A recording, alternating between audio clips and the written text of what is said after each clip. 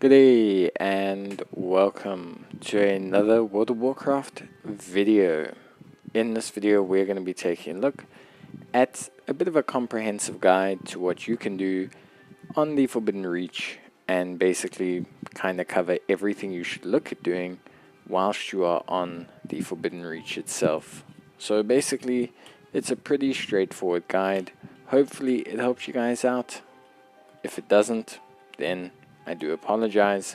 A lot of this you may know, a lot of this I have covered in my other videos, so I will leave links to all those in the top right hand corner. But yeah, basically just wanted to kind of take a look at everything you could do. So the first two things are obviously pretty straightforward and you should basically have done them already. The Yaskera Vaults and the Onyx Annulet. Just wanted to quickly touch over on them for those players who don't know, but these are the two main features of this part of the expansion 10.0.7. And basically it is the main activities that you'll be doing weekly whilst farming the Forbidden Reach. So it's new because it brings a 424 ring, which is pretty powerful, and you can upgrade that ring with Primordial stones, which you also find within the Yaskera Vaults and some of the overworld activities. Things like primal vault storms, things like certain world quests, and things like certain world events will have the ability to drop primal stone or primordial stones, and you should be pretty good. So yeah, that's basically it. There's nothing too wild about it. I think a lot of people basically are going to be able to kind of process with this. And yeah, really it shouldn't be that big an issue for a lot of people. So hopefully you should all be pretty comfortable with this process by now. So yeah, just kind of wanted to get this out the way because obviously these are the two main things for the Forbidden Reach. So yeah, if you haven't done them, I can't really help you.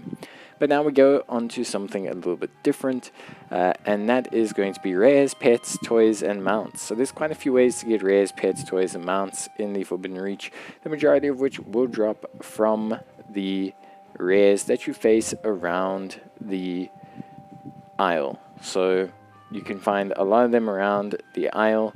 You can also obviously pick up new pets, obviously as actual pet battles.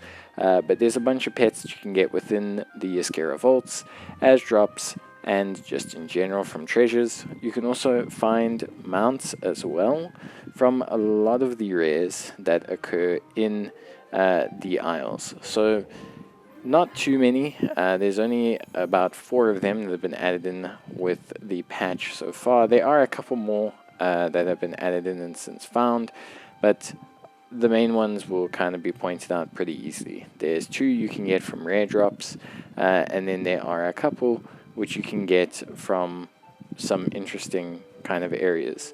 One is all of these new Renown items you can buy from the various vendors in the market village, and here you can find basically a whole bunch of toys, helpful items for the Dragon Isles, and some rares and pets. You can also get the Mossy Mammoth, which is a new, very long-winded pet that you can basically get from doing the Yaskera Vaults, mount I should say. Then you get the Noble Bruffalon, who you can get with 100,000 the Elemental Overflow, which sounds like a lot but isn't. The Ancient Salamander, which you can get as a drop from rares, and the gooey Snail Elemental, which can be crafted by combining 50 leftover elemental slime. These drop from certain primalist bosses, and they should drop around 2 to 5 per kill. But I'll cover those in another video if need be. But basically there's quite a few rares, pets, toys, and mounts that can obviously drop. So if you're someone who's, you know, kind of big into that area, there's a little bit for you to collect here, and there's obviously some new items to grab from the vendors, which is always pretty cool stuff.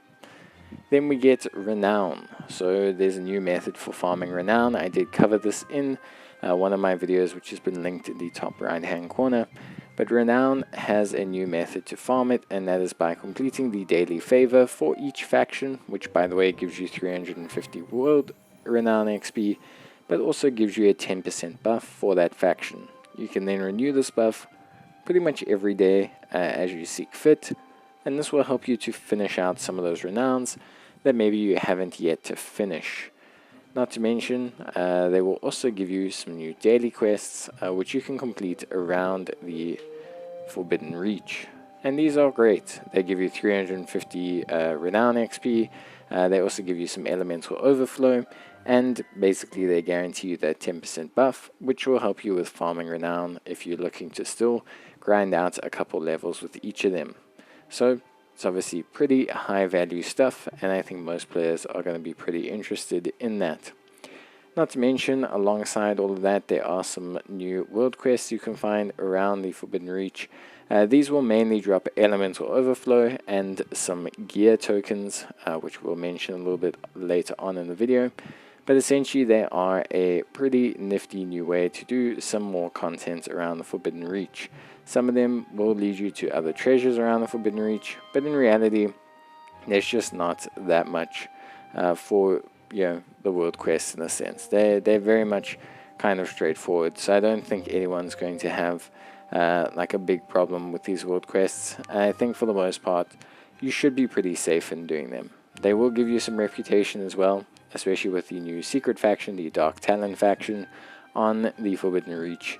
So yeah, all in all, there is some value. Just remember to do them properly and not screw them up like the one I'm showing you on the screen. So when you're done farming Renown or things like that, or whilst you're farming Renown, you can farm gear. And gear drops from a variety of sources, but the main sources of gear token drops are going to be from Primal Vault Storms and are going to be from the various rares around the Isle. Now, the gear that drops is not guaranteed to be for your class, but it can be for other classes, and it is account bound, which means you can send and share it amongst your different alternative characters, and all the gear tokens will drop 385 gear. Not to mention, killing bosses also has a chance to give you Forbidden Knowledge, and this Forbidden Knowledge also lets you upgrade items from 385 to 395. Certain bosses will also have the opportunity to drop you Primordial Stones, so there's a lot of gear that you can farm around the Forbidden Reach. Every couple of hours there will be a large event called a Primal Vault, and this will have a high chance of dropping Primordial Stones, along with a large amount of Elemental Overflow and some additional items. So it's pretty good stuff.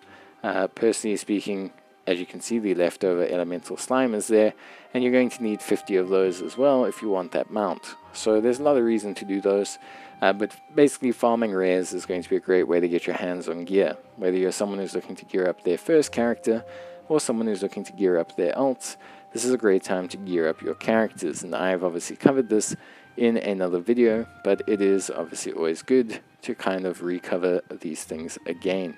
And it's fairly simple. Honestly, I've probably already geared up, I think, 3 alts just by the amount of time I spent with my main in the Dragon Reach.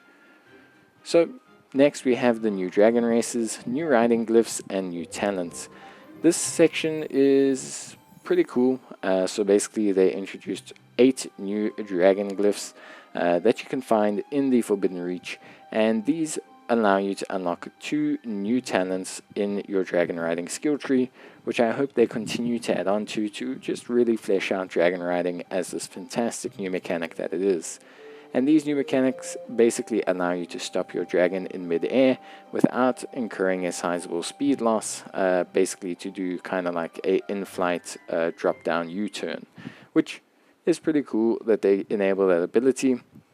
Obviously, it's going to come in handy for a whole bunch of the dragon races that you'll find along the Forbidden Reach, which will also add not only some new world quests, but also will add some new flavor for you to compete in and finish off, which I think is great, and also obviously bringing some new achievements with it.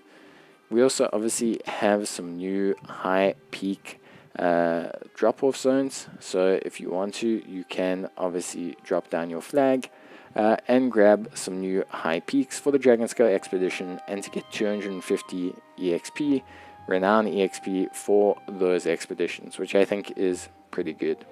The dragon glyphs are not too hard to find.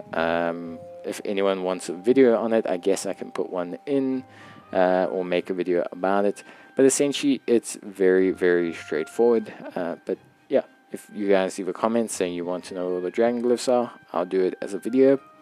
But you can see the 2 new abilities, Airborne Recovery and Aerial Halt, all of which are pretty cool and enable you to make slightly faster turns with your dragon. I think everyone just wants more speed, but it's always cool that they add more kind of dynamic change of direction abilities and things like that. I think it'll help with the races and allow them to create some more interesting races for future areas and just in general. But yeah, the Dragon Isles, or the Forbidden Reach I should call it, brings with it some pretty cool new dragon flying and dragon riding experiences, which is always really cool to see. Then obviously you want to mention it, but no one really always factors this in, but the new story is pretty interesting and obviously encompasses us bringing ourselves in kind of line with the release of spoilers. Okay, spoilers over. Razageth's brethren and sisters from the Vault of the Incarnates.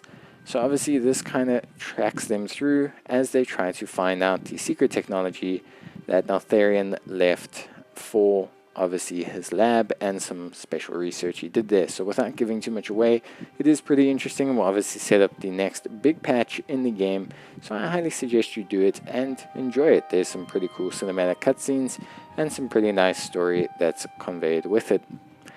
Finally, if you're done with all of these, you can farm Elemental Overflow. Not only do you need 100,000 for the brand new mount, but you also, surprisingly enough, need Elemental Overflow still for the Salamantha mount, which you can get for 2,000, which now seems very trivial, and for the Primal Storms mount, which you needed a couple thousand for as well.